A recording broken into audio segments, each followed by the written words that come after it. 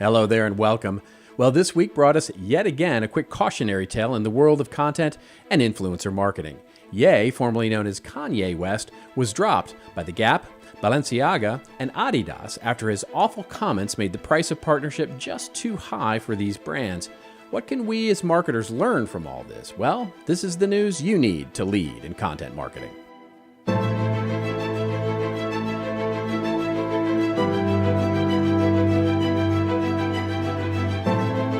Hello everybody, Robert Rose here with the news. It's what's new, but more importantly, it's what's important in the world of content marketing. And for the best and best practices, you can always head on over to contentmarketinginstitute.com. So this week brought the news that Kanye West, the rapper now known as Ye, would be dropped from several of the brands that he has an influencer marketing and product relationship with. So luxury brand Balenciaga, The Gap, and Adidas all announced that they would sever ties with the artist based on a number of recent actions and comments that the artist has made. These recent comments and actions range from having he and his models wear White Lives Matter t-shirts at a Paris runway show to most recently making anti-Semitic comments. The artist was deplatformed by Twitter and Instagram shortly following those comments, and this week, in addition to CAA, his agency, the brands in question have also completely dropped their relationship with him. Now, there's been some pushback from the public at large and some critics saying that it took too long for these brands to take action. And while that's an interesting discussion, what's a bigger consequence, of course, to the brand, especially Adidas, is the implications of cutting ties with the artist from a dollars and cents perspective.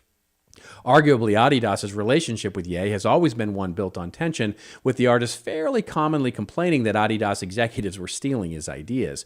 Even before the anti-Semitic remarks, Adidas had said that its relationship with Ye was quote-unquote under review.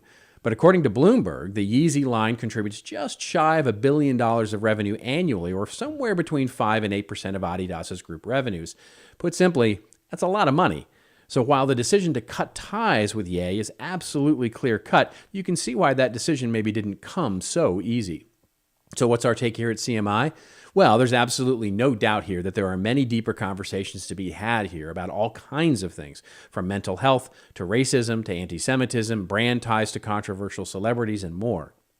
But there are two other things that are interesting to me as lessons for marketers. Now, the first is the allure of outrage marketing and where that stands today. For some brands, outrage marketing has become more popular over the last few years as our discourse has become, well, more coarse, where the basic idea is that negative publicity somehow translates to good marketing reach. Now, this is a flawed idea, of course, but it certainly hasn't stopped companies from doing it in subtle and not so subtle ways. There are varying degrees of this, of course, but arguably what Kanye did here is a huge escalation of what he's been doing for years in this kind of strategy. But we can look at smaller or somewhat less vitriolic versions of this as well. For example, last year Burger King tweeted out "Women belong in the kitchen" on International Women's Day as a way to generate interest, I guess you'd say, probably clicks is the better answer, to the follow-up message, which was noting the lack of female chefs in the restaurant business. The tweet was a promotion to an initiative to launch a scholarship program for women to get into culinary school. Now, spoiler alert, that didn't work out that great for them, so it just doesn't work well. But this idea has led to other kinds of outrage marketing in all kinds of brands across all kinds of industries.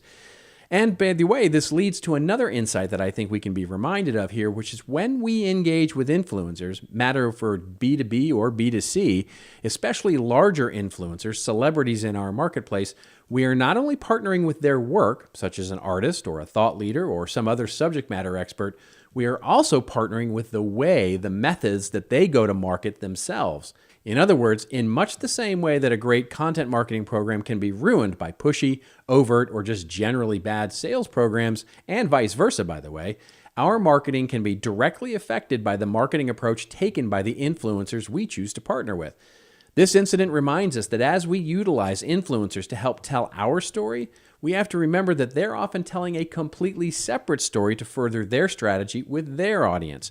That's something we need to understand because, as we can see, if their story becomes bigger than ours, well, it can really start to spoil everything we've built.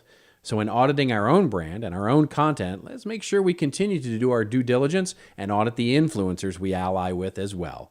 And that's it. That's 5 minutes of news that hopefully you can use to lead in content marketing. I'm Robert Rose, and remember, it's your story. Make sure that you and your influencers tell it well. I'll see you next week.